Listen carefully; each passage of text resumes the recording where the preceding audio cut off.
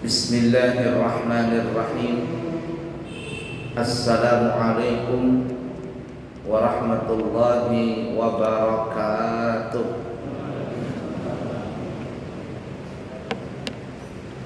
Alhamdulillahi rabbil alamin.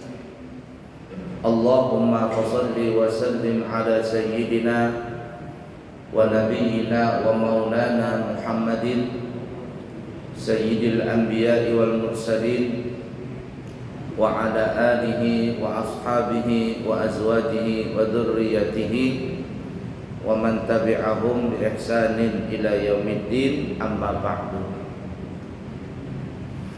Bapak Ibu para jamaah sekalian yang disayangi Allah dan dicintai Allah, kita masuk di bulan Rajab. Dan bulan Rajab ini biasanya banyak kegiatan majelis yang dirangkaikan dengan Isra Mi'raj, sekaligus juga digabungkan dengan haul Tuan Guru Syekh Muhammad Zaini Abdul Ghani, dan juga digabungkan dengan haul Tuan Guru Abuya Syekh Muhammad Syarwani Zuhri. Oleh karena itu, karena banyaknya majelis-majelis taklim di daerah kita, khususnya Balikpapan ini nanti, maka kita akan belajar pada kesempatan kali ini tentang adab pada saat menghadiri majelis taklim. Kalau ada majelis taklim, apa adab-adabnya, supaya ketika kita hadir dan kemudian kita pulang dari majelis itu, kita mendapatkan keberkahan dari majelis itu, juga membawa ilmu serta mengamalkan ilmu itu. Adab-adabnya sangatlah banyak sekali. Yang pertama, kalau kita hadir di majelis taklim, maka duduklah dengan sopan dan tidak bergurau. Duduk dengan sopan itu adalah dengan duduk yang baik, yang sesuai dengan keadaan dan adat istiadat di daerah itu. Kita di Indonesia ya cukup dianggap baik kalau kita duduk bersila.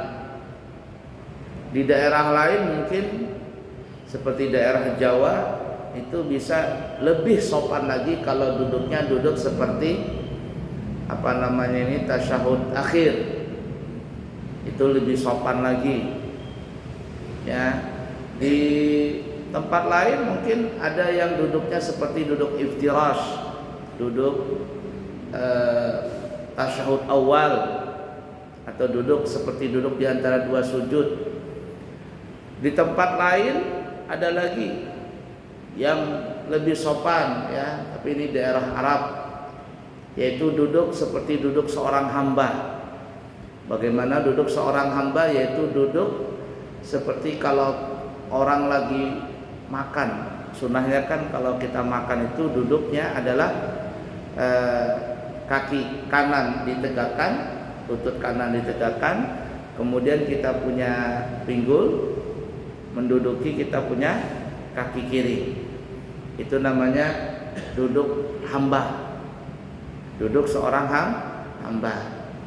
Nah, ini kalau lebih khusus kalau di hadapan seorang ulama, seorang habaib, itu duduk yang seperti itu lebih baik lagi, karena itu disebut namanya duduk seorang hamba. Siapa yang bisa contohkan? Imam kita bisa contohkan sebentar. Kalau saya pindah-pindah tempat tuh saya. Nah, duduk seorang hamba bagaimana? Monggo silakan dikasih contoh. Nah, begini. Ini kalau di hadapan seorang ulama, para habaib, kalau duduk begini, ini paling sopan di antara duduk. Cuman orang-orangnya aja yang tahu. Kalau orang tidak tahu bingung juga ini. Oke, terima kasih Ustaz. Duduk yang paling baik seperti itu kalau di hadapan ulama. Ya. Makanya kalau kita pergi ke Mekah sana atau ke Madinah, itu anak-anak nyetor hafalan Al-Quran di depan gurunya, begitu modelnya. Duduk seperti itu sambil terkadang dia menggoyangkan badannya dia gitu. Duduk seperti itu tadi sambil menggoyangkan badannya. Nah, ala kulli hal, itu duduk-duduk yang baik. Dan kita sesuaikan duduk kita dengan adat kebiasaan di daerah tersebut, ya, di daerah tersebut. Dan tidak baik kalau duduk itu umpama sambil apa namanya ini menyilangkan tangan begini. Ini nggak baik. Sebagian guru-guru yang saya pernah dengar kabar, kalau di Mekah sana, tapi saya nggak tahu, cuma dapat kabar saja. Kalau ada orang duduk seperti ini di depan majelis atau di depan kelas, gurunya ngelihat itu, kalau ada penghapus melayang, kalau ada penggaris melayang. Kenapa? Karena duduk seperti ini sambil begini tangan, ini seperti halnya ritual seseorang yang berdoa di agama lain. Pernah lihat begini dia? Kalau dia berdoa di depan patungnya itu, dia begitu modelnya. Nah, ini lambang adalah lambang. Nah, jadi tidak boleh begitu. Duduk begitu. Sebagian ulama yang tegas itu memakruhkan. Jangan duduk seperti ini. Jadi kalau mau duduk begini. Saya terus terang selama belajar dengan Abuya Syarwani, itu saya tidak pernah lihat Abuya itu begini duduk. Tidak pernah lihat Abuya Syarwani duduk seperti ini, tidak mau dia. Begini, gitu ya. Terus silang, tidak mau menganukan tangan begini. Tangan kita dengan tangan kita sendiri, kanan kiri, itu tidak dimakruhkan. Lain tasbih. Kalau tasbih itu ada dalilnya. Artinya tangan satu dengan tangan yang lain tuh ini begini, coba kita contohkan. Ini ada sanadnya yang begini. Nah, kamu begini. Gini. Tangan saya gini. Nah, gini. Pegang. Begini ada dalilnya. Ada sanadnya sampai ke Rasulullah. Ada seperti itu. Nah, jadi kalau ada ulama yang dia memang punya sanad banyak, minta salat tasbih, itu artinya supaya kita bergandengan sampai ke Rasulullah. Nah, seperti itu, ada seperti itu. Tapi kalau yang model seperti ini, tangan kita kanan kiri begini, maka itu ada yang memakruhkan, disebabkan karena seperti halnya seseorang yang di luar agama kita, dia berdoa dengan cara model seperti itu. Ala kulli hal ya, duduk dengan sopan dan jangan bergurau dan jangan bicara. Jangan bicara. Nah, kalau kita laki-laki mungkin jarang bicara kecuali perlu. Yang paling repot itu perempuan sudah. Kita pengajian, gurunya mengajarkan, nang di belakang begoncang arisan dia. Begoncang arisan. Saya kalau sudah ngajar ibu-ibu tuh ada yang ribut, kata saya, goncang arisan kah? Di belakang tuh ribut banget. Nah, kemudian ada juga yang guru nih, saya waktu itu di hadapan Habib Kazim As-Segaf, waktu di Hadramaut, waktu majelis begitu tiba-tiba disuguhkan makanan. Ada disuguhkan makanan begitu, kemudian anak-anak ini, santri ini karena melihat makanan matanya melirik begitu. Biasalah kalau sudah pengajian kan kalau ada makanan sudah begitu. Kita aja begitu tuh. Coba di hadapan kita itu ada ampalan tataka itu atau kopi di hadapan, sudah melirik itu begini. Habib Qadir melihat tadi anak santri yang model seperti itu, langsung beliau kata beliau, makruh kata beliau, waktu majelis atau apa begitu seseorang menyuguhkan makanan, kita ngelihat makanan itu makruh kata beliau. Makruh, tidak sopan, dan memang tidak sopan seperti itu. Dan sebagian guru, sebagian penceramah, saya pun juga seperti itu. Ketika lagi ngajar, ketika lagi ceramah begitu, apalagi lagi penting-pentingnya, lalu panitia ini bagi makanan.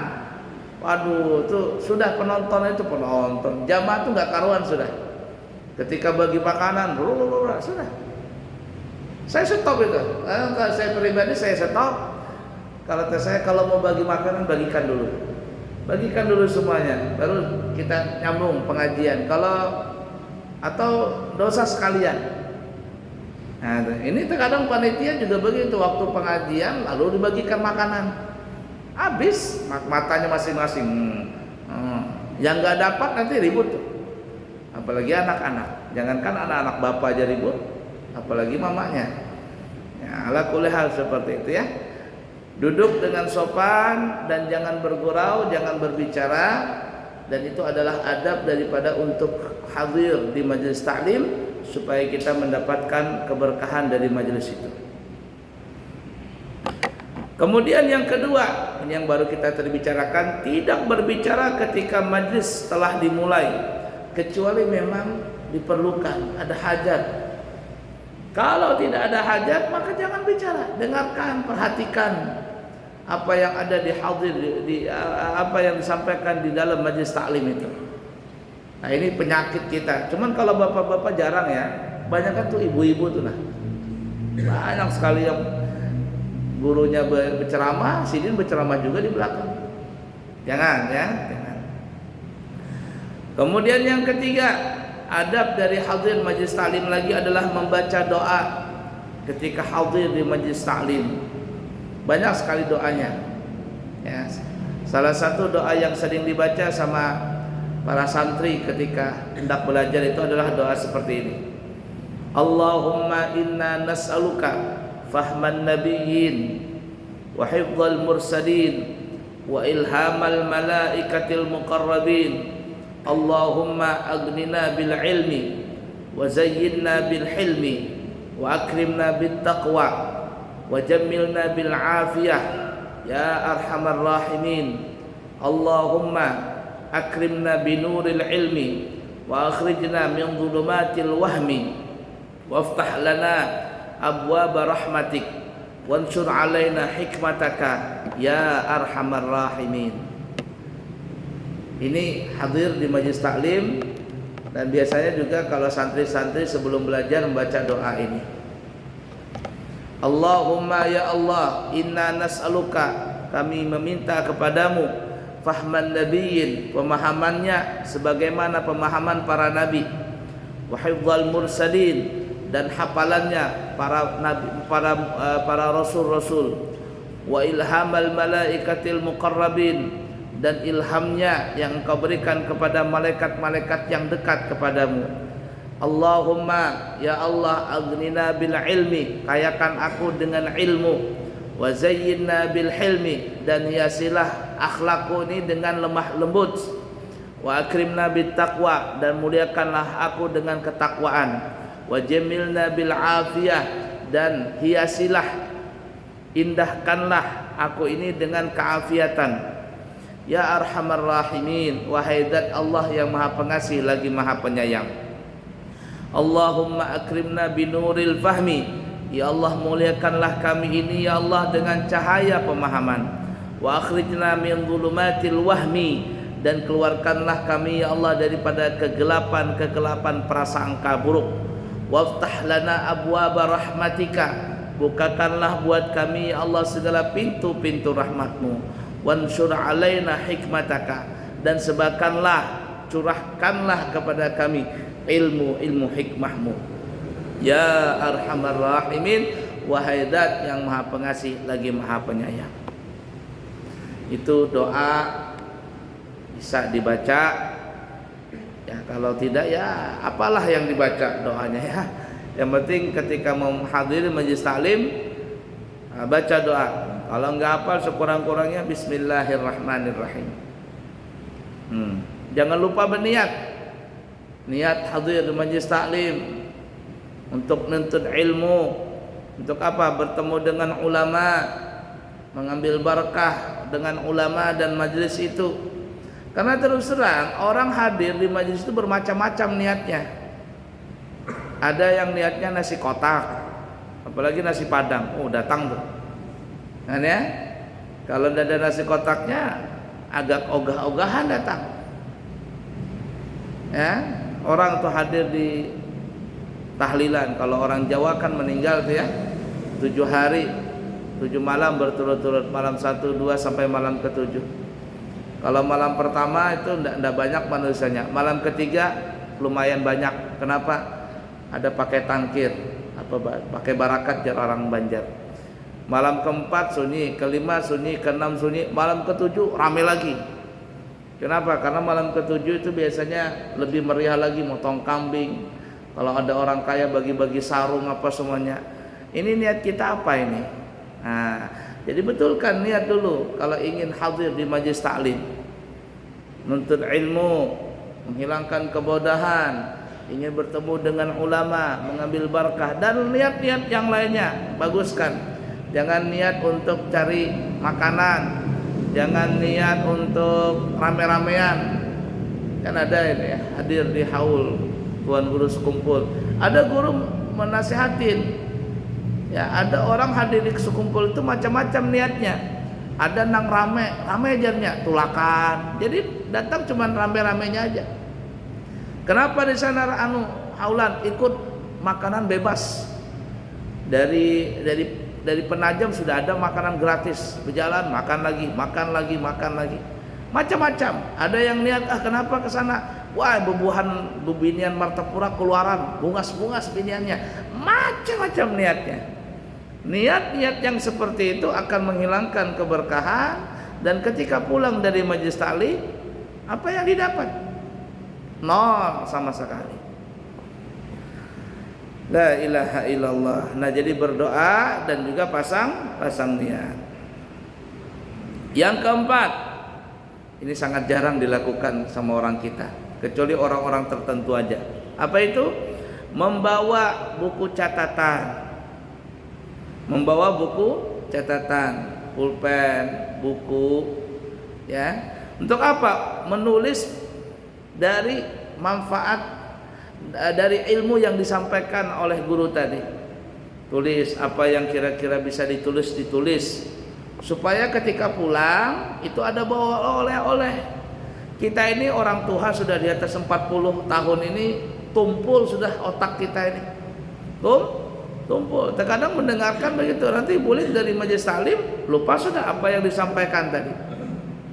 Dan anehnya, mohon maaf sekali lagi, orang kita ini paling ketujuh kalau mengundang, terutama ceramah-ceramah besar ini ya, mengundang guru-guru atau penceramah-penceramah yang lucu, lucu. Saya waktu itu pernah diundang salah satu ya di hotel begitu. Dia bilang, "Pak, tolong nanti ceramahnya lucu." Saya bilang, saya ini bukan pelawak. Saya ini bukan pelawak. Sampean kalau mau undang ceramah lucu sekalian aja pelawak diundang. Saya tidak bisa melucu, kata saya. Melucu ya seadanya aja. Artinya kalau memang itu ada lucunya ya kita sampaikan, itu pun dengan cara yang sederhana. Nah, orang kita itu terkadang seperti itu. Bahkan yang parahnya, terkadang kalau sudah melucu, ustadznya ini Abu Yasaron itu Sidin ada ketujuh. Kalau mau undang penceramah itu kalau ceramahnya itu lucu, dan ketika berbicara tentang masalah lucunya itu terkadang tidak dikontrol, sehingga ucapan kata-kata itu keluar yang tidak pantas diucapkan. Ibarat kata antara pusat dengan lutut itu ketujuh benar disambat. Apalagi ketika kalau sudah bicara tentang pasutri itu ya, artinya masalah diranjang itu, menceritakan tuh sampai sedetail-detailnya. Kayak orang nggak paham saja, jamaah ini kayak nggak paham tentang masalah itu. Abu Yusuf ini nggak mau itu. Dan juga ulama-ulama di Hadramaut, lihat saja kalau ulama-ulama yang guru-guru kita yang mereka lulusan, mohon maaf kita bukan membanggakan, bukan apa-apa, teman, begitulah keadaannya. Yang mereka kalau memang ada lulusan dari Hadramaut, lulusan dari Timur Tengah, asalkan lulus nih, bukan cuman setahun 2 tahun atau cuman belajar begitu-gitu aja, betul-betul belajar di sana. Karena ada orang yang datang ke sana cuman setahun 2 tahun pulang, belum ada apa-apanya lagi ilmu tuh. Apalagi kalau ketika berangkat tidak ada modal sama sekali tentang ilmu agama. Ketika pulang beda. Nah, lihatin saja ulama-ulama guru-guru kita yang mereka sekolah di Timur Tengah, biasanya kalau membahas tentang masalah yang berkaitan dengan berkaitan dengan masalah seperti itu, mereka semaksimal mungkin untuk menghaluskan bahasa tadi. Habib Umar bin Hafidh, guru kita di Hadramaut, kalau beliau sudah membahas tentang masalah ibarat kata masalah istinja umpama, atau masalah mandi junub atau apa, itu terkadang ada yang bahasa-bahasa seperti itu, maka beliau ketika menerangkan sederhana sekali dan seringkas mungkin sudah. Kalau seandainya sudah selesai, sudah tidak perlu dipraktekkan ini itu dan sebagainya. Nah, orang kita itu mohon maaf sekali lagi, ketujuh benar mengundang ustadz-ustadz yang penceramah, yang lucu-lucu tuh. Lalu apa nanti ketika pulang dari majelis taklim, ditanya nanti apa tadi isinya ceramah sidin tuh? Lucu aja ceritanya. Yang diingat cerita lucunya, tapi cerita yang lain kada diingat, ilmu yang lain kada diingat. Guru Bakhit itu nah, sidin mana sehati itu. Guru Bakhit di Barabai, temannya Haji Bajuri itu. Haji Bajuri ke Martapura. Temannya Haji Bajuri itu, Guru Bakhit itu. Waktu belajar di Barabai sana. Jangan sidin, ingatilah panitia-panitia. Kalau bebuhan panitia hendak mengundang penceramah nang lucu, jangan mengadakan majelis di masjid, jar sidin. Sekalian aja di panggung sana, biar hendak pelucuan enggak apa-apa, tapi di masjid jar sidin jangan. Jangan jar Guru Bahid. Ya. Seperti itu. Lihat abuya kita Guru Sarwani begitu sidin mengajarkan kepada kita. Ada yang parah lagi, memang lucu ustadznya itu. Pokoknya dari awal kisah janda aja. Kisah janda aja, kisah nang itu, nang aduh la ilaha illallah. Nanti sidin ceramah sambil merokok. Kalau kada habis rokoknya kada tuntung ceramah. Sekarang sebungkus, 2 bungkus. Nang ketawa-ketawaan orang. Nang hadir di depan siapa? Kekanakan halus. Tertawaan, anak halus nggak paham itu. Akhirnya apa? Anak halus ini dia belum saatnya matang, otaknya sudah matang berdahulu, dikarbit bahasa kitanya. Itu bahaya sekali. Di Banjarmasin itu ada dulu Ustadz, waktu itu sidin menerangkan, mungkin sidin itu terlalu berlebihan ya. Jadi waktu itu Ustadz ini menceritakan tentang Siti Khadijah. Ya mungkin niatnya baik, tapi karena terlalu vulgar, akhirnya apa? Diprotes sama ulama-ulama, terutama para habaib. Kemudian kebetulan ketua MUI di Banjarmasin itu teman kita sekamar, Habib Ali Al-Kaf. Ya, Habib Ali bin Hasan Al-Kaf. Langsung diinstruksikan kepada semuanya ya, bahwa ustadz ini dibekukan dulu. Arti dibekukan itu jangan mengundang, tidak boleh diundang dan sebagainya, setahun ke 2 tahun itu sebagai efek jerak seperti itu. Nah, ini ada pada saat menyampaikan ilmu seperti itu. Ala kulli hal. Nah, jadi yang keempat tadi, kita kembali, kalau kita ingin hadir di majelis taklim, apalagi kita punya otak tumpul, maka bawalah tulisan-tulisan, pulpen, kalau ada yang penting dicatat itu. Supaya ketika kita pulang ada amalan, ada oleh-oleh yang kita bawa dari majelis taklim tadi.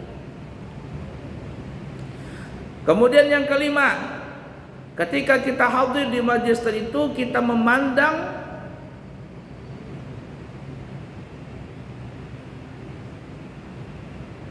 memandang diri kita sendiri adalah paling rendah di antara orang lain. Artinya pada saat kita hadir di majelis taklim itu, kita datang ke majelis itu seakan-akan kita sebagai orang bodoh. Seakan-akan kita sebagai orang yang bodoh. Ketika kita bodoh, maka kita antusias untuk mendengarkan ilmu itu. Di dalam kitab Ta'limul Muta'allim itu disebutkan, di dalam kitab itu Syekh Zarnuzi menyebutkan dalam kitab itu, kalau hadir di majelis ilmu, maka dengarkanlah guru itu menyampaikan ilmu itu, walaupun engkau sudah belajar dan sudah memahami atau sudah membaca kitab itu 1000 kali, ratusan atau 1000 kali membaca itu, kau sudah paham ilmu itu, tapi ketika hadir di majelis taklim, maka dengarkanlah guru itu menyampaikan ilmu itu seakan-akan engkau baru pertama kali mendengar ilmu itu. Ayat itu. Jadi kita adab supaya kita hadir di majelis taklim itu, kita tidak ada rasa punya apa-apa, merasa kita memang bodoh dan memang memerlukan ilmu. Habib Hasan Ismail Al-Mudhar di Bondowoso kalau nggak salah ya. Sekarang di mana kalau nggak salah, masih di Bondowoso. Saya ada melihat itu video beliau. Ini mohon maaf ya kata beliau, dan ini memang banyak kenyataan seperti itu. Memang banyak kenyataan seperti itu karena beliau mengalami juga. Dan saya juga melihat seperti itu. Apa kata beliau? Orang-orang yang hadir di majelis taklim seperti kita ini nih ya, majelis taklim seperti kita ini adalah orang-orang yang biasa. Arti orang biasa itu bukan santri, bukan santri, terkadang mahasiswa, terkadang pedagang, terkadang ini, terkadang itu. Kata beliau, sangat jarang lulusan pesantren yang ikut hadir di majelis taklim. Kenapa kata beliau? Karena orang-orang yang lulus pesantren itu dia merasa bisa, lalu dia tidak mau hadir. Sampai ustadznya kata, nggak mau katanya. Apalagi kalau sudah nggak cocok, nggak cocok. Tuh. Dan parahnya yang lebih parah itu, ada orang bukan pesantren, cuman ikut hadir di majelis taklim sana, hadir majelis taklim ini. Itu la ilaha illallah, siapapun penceramahnya diprotes aja melulu. Itu ustadz itu salah, itu salah banan, pokoknya salah dari pandangan dia. Ada seperti itu, ada manusia seperti itu. Kadang lulusan pesantren, saya berapa kali mendapatkan, kamu kenapa nyalakan ustadz itu terus? Iya itu salah, itu begini. Kalau begitu kamu aja yang ceramah. Aku belum dapat izin dari guruku. Memprotes bisa, disuruh ceramah nggak mau. Jangankan ceramah, suruh baca doa nggak mau, suruh adzan nggak mau, suruh imam nggak mau. Maka lulusan pesantren itu jar guru baharit kayak Quran buruk. Tahu Quran buruk? Dibaca nggak bisa, dimanfaatin, dibaca nggak bisa, disebarangkan, bikin ketulahan. Jangan pada lulusan pesantren disuruh berceramah nggak mau, suruh baca doa nggak mau, tapi kalau memprotes jagonya ustadz tuh salah itu. Nah, ustadz tuh salah, disalah-salahkan terus. Nah ini penyakit ini. Dan itu memang kata Habib Hasan Ismail Al-Mudhar, dan itu sering terjadi seperti itu, sering terjadi. Lihat saja yang hadir di majelis taklim itu siapa-siapa. Jarang anak pesantren, jarang sekali. Yang lulusan pesantren jarang. Kenapa? Karena dia merasa sudah bisa. Dan itu tadi adab. Kalau kita hadir di majelis taklim apapun juga, maka jadikan diri kita ini, menganggap diri kita ini betul-betul kosong, kita lebih rendah daripada yang lain, supaya ilmu itu mudah masuk kepada diri kita. Yang keenam, diperhatikan juga para jamaah, saya pernah mendapati pengalaman seperti ini. Kalau kita hadir di majelis taklim, jangan menanyakan masalah yang tujuannya itu untuk menguji sang orang yang kita tanya. Jangan niat bertanya itu untuk menguji. Kalau ada niat menguji seperti itu, ujung-ujungnya kalau tidak sependapat dengan dia, maka dia akan salahkan. Nah, itu yang tadi kita bilang untuk memprotes lah. Nah, ini hukumnya kata ulama haram. Haram. Artinya jangan bertanya untuk apa? Untuk menguji. Kalau dia menguji berarti dia merasa lebih hebat. Dan ketika sang pengajar ini tidak sesuai, ketika menyampaikan pertanyaan itu ternyata tidak sesuai dengan apa yang di otaknya dia, lalu disalah-salahkan. Ujung-ujungnya apa? Berdebat. Ujung-ujungnya berdebat.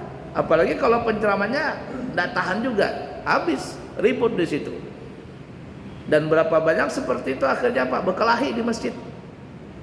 Sekurang-kurangnya penceramahnya pas bulik sendalnya hilang. Saya sering sendal hilang tuh di masjid, sering. Tapi saya rasa bukan marah dengan saya, memang sendal saya itu terkadang bagus, akhirnya diambil orang.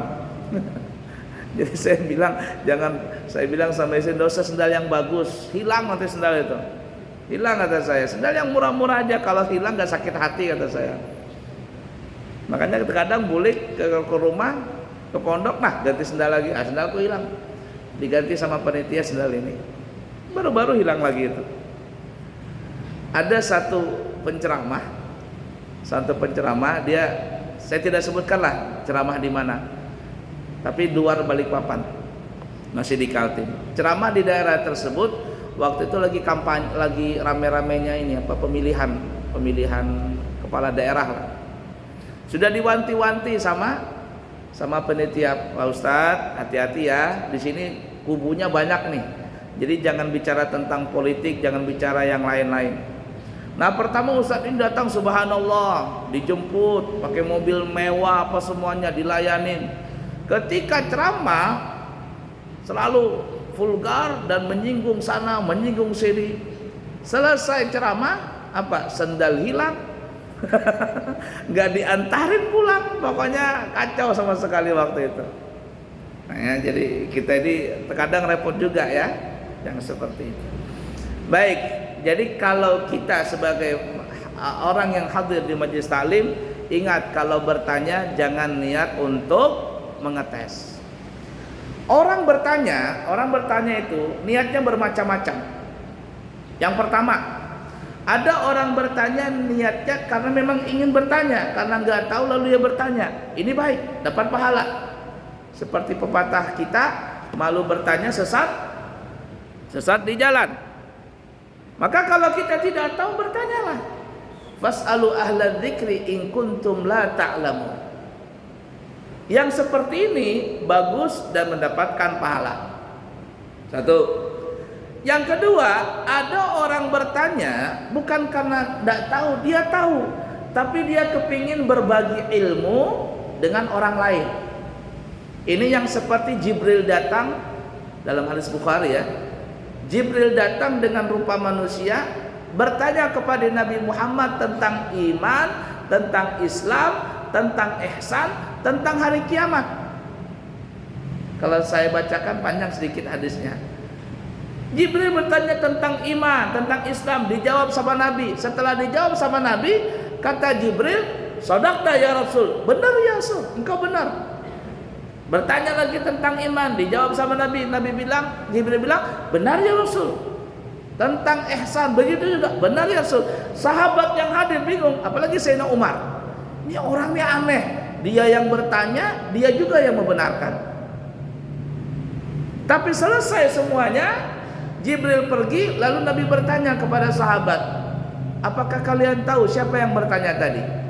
Kata sahabat, "Enggak tahu ya Rasul. Allah wa Rasul a'lam." Allah dan Rasulnya saja yang tahu. Kata Nabi, "Itu adalah Jibril.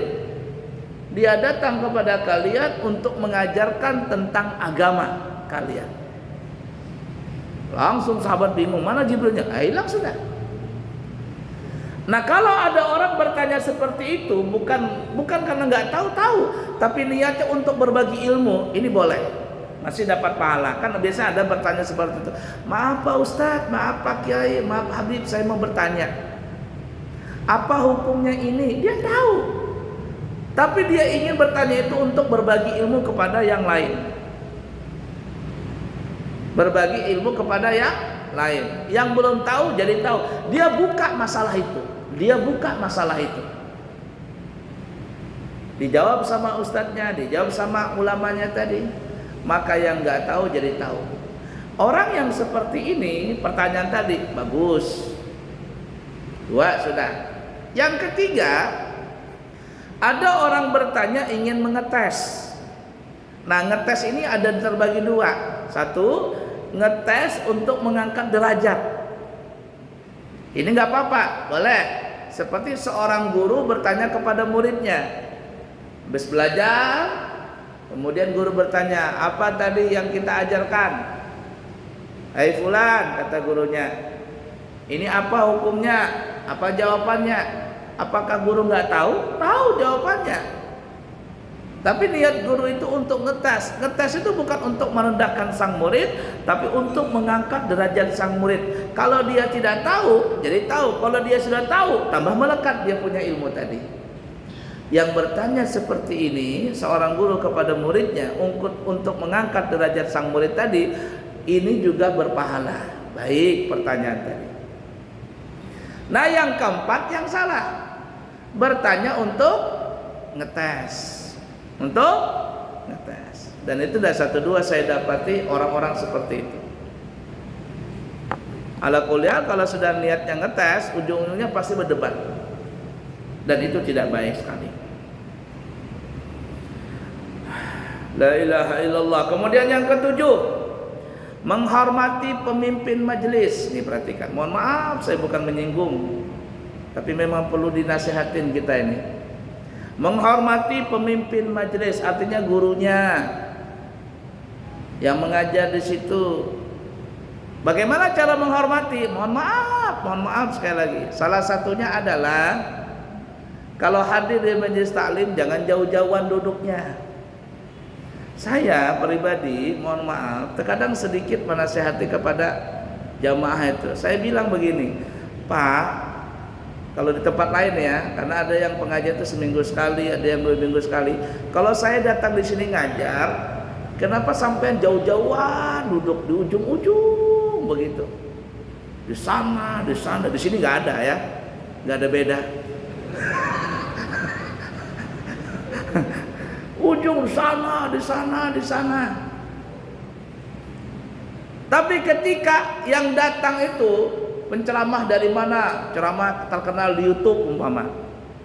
Terkenal di YouTube atau di TV. La ilaha illallah, tuh manusia itu. Yang di ujung-ujung, langsung di depan. Langsung di depan. Berabut hendak bersalaman, berabut hendak mencium. Inilah kita kurang adab gitu di situ. Dan memang kenyataan begitu. Hampir rata-rata semua ustadz yang sering mengajar kayak dianggap remeh gitu loh. Tidak dihargai gitu. Mohon maaf nih ya, ini kenyataan ini. Bukan hanya kita saja di mana-mana begitu. Ujung dibalik ujung dan dudukan. Nanti kalau pencerahan si fulan datang dari ini, luar biasa, galut manusia hendak beragam.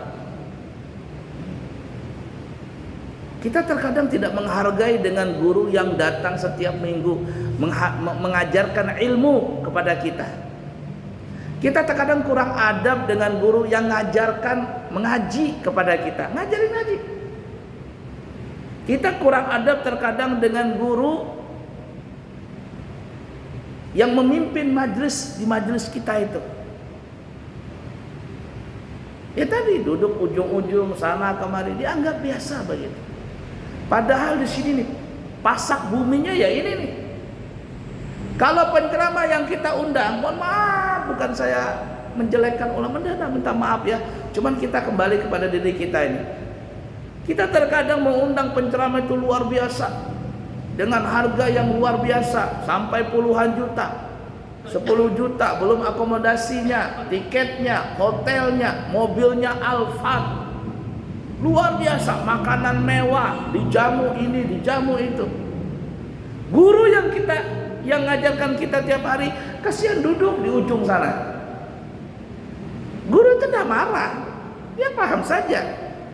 Cuman sekadang beliau itu susah untuk menyampaikan itu. Kenapa? Karena kalau disampaikan kepada murid, terkadang murid ini tidak paham, akhirnya tersinggung. Dan itu terjadi, mohon maaf ya.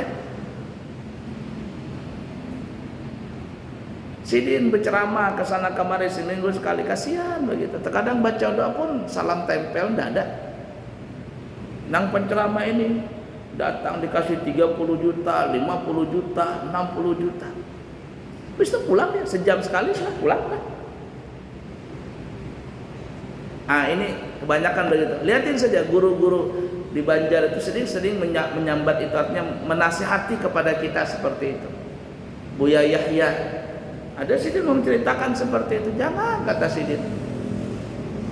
Guru-guru kita yang ngajarin ngaji kita, atau yang ngajarin kita mengaji, itu sebenarnya yang paling berharga, yang paling mulia. Ada pun penceramah yang baru datang itu,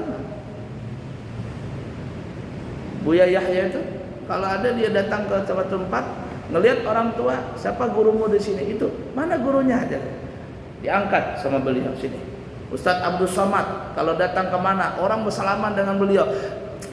Mana guru kita yang tua mana? Datang beliau menghormati itu. Lihat saja, kalau penceramah yang ngerti, dia pasti akan sowan ya, akan berkunjung kepada guru yang ada di situ, minta sanad, minta ilmu, minta doa. Kenapa pasak buminya di sini nih?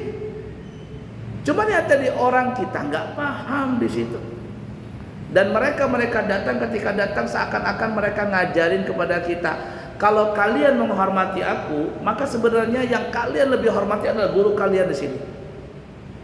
Kalau kalian memberikan aku hadiah begitu besar, sebenarnya engkau berikan hadiah besar kepada mereka ini. Karena kenapa? Kalau kita mati, yang datang guru kita. Ustadz yang datang dari sana sini nggak datang. Kalau kita ada masalah pertanyaan, yang kita tanyakan masalah itu kepada guru kita, nggak pada sama yang lain. Nah itu kita terkadang kurang seperti itu. Nah oleh karena itu menghormati pemimpin majelis itu sangat diutamakan sekali.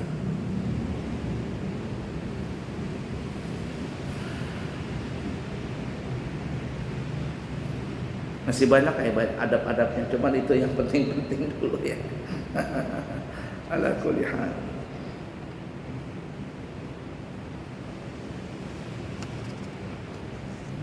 Baik, terakhir kita akan sampaikan satu hadis.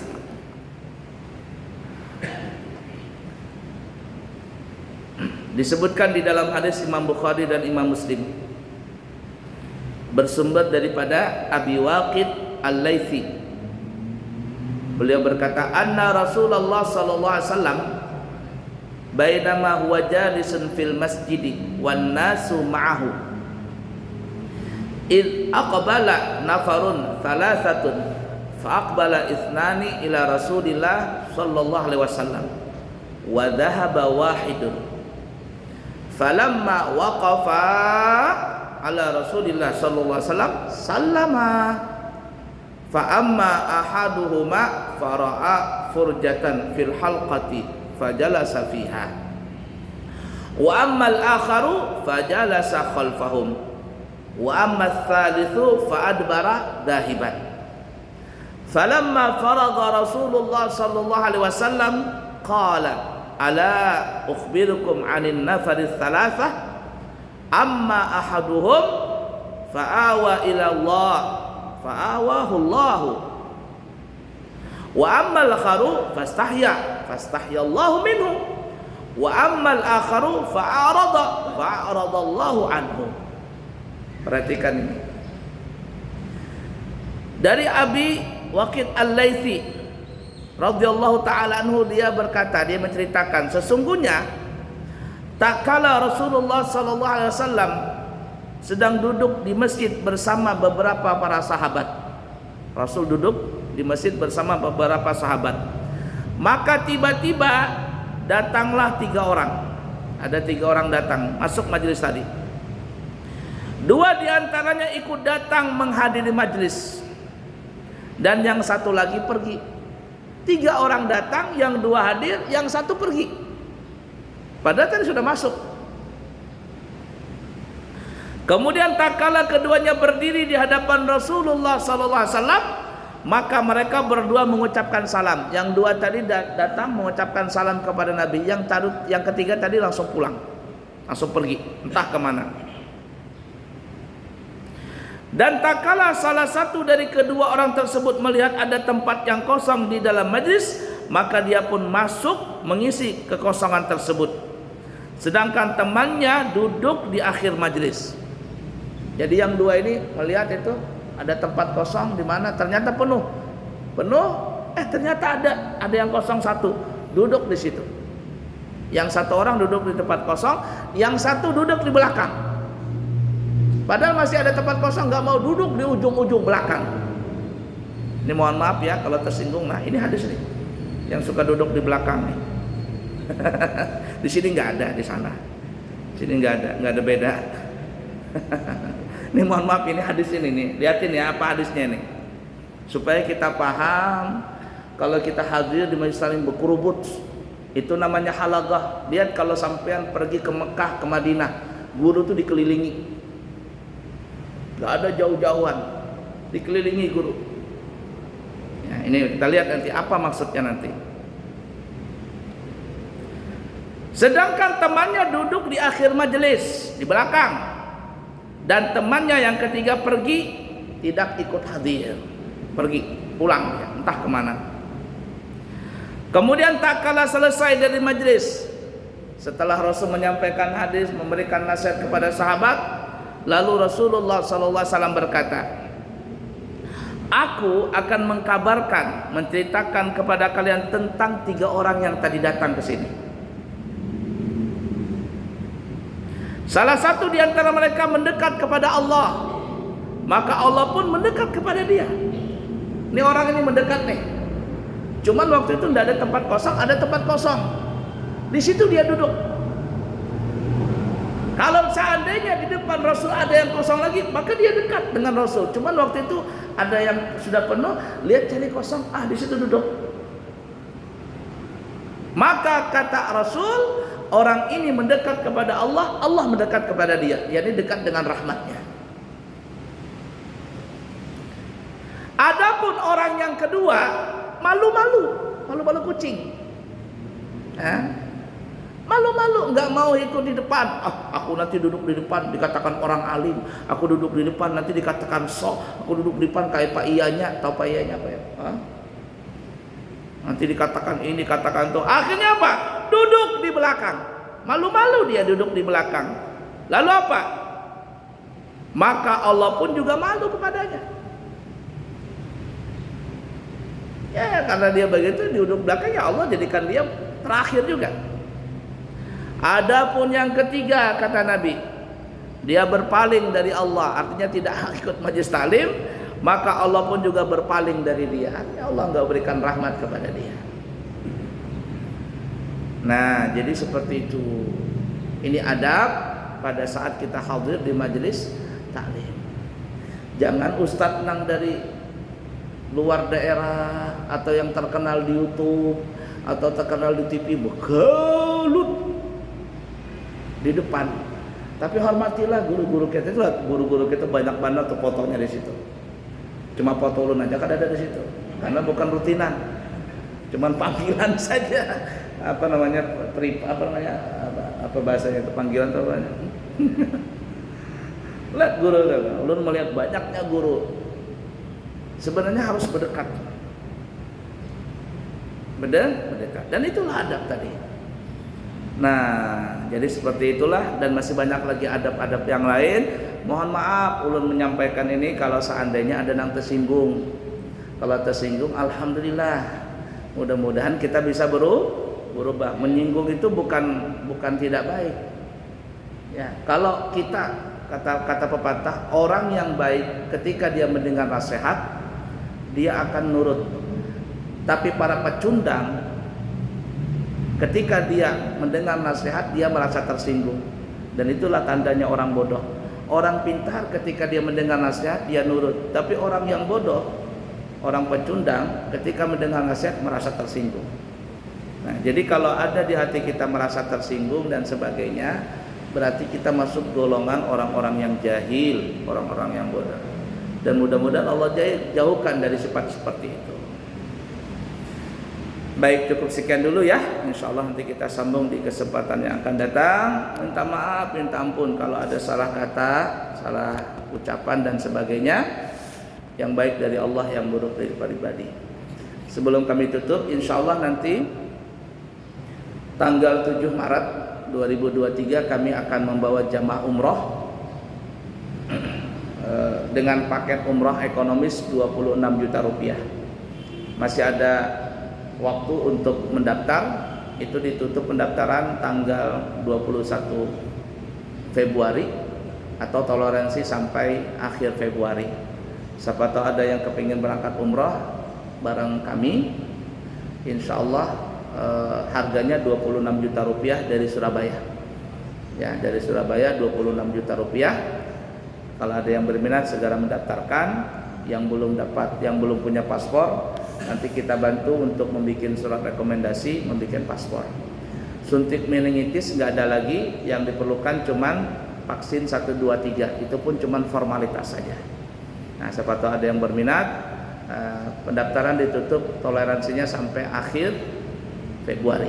Ya. Mungkin seperti itu yang kami bisa sampaikan. Mudah-mudahan ada manfaatnya bagi pribadi kami dan semuanya. Dan insyaallah kita bisa mengamalkannya.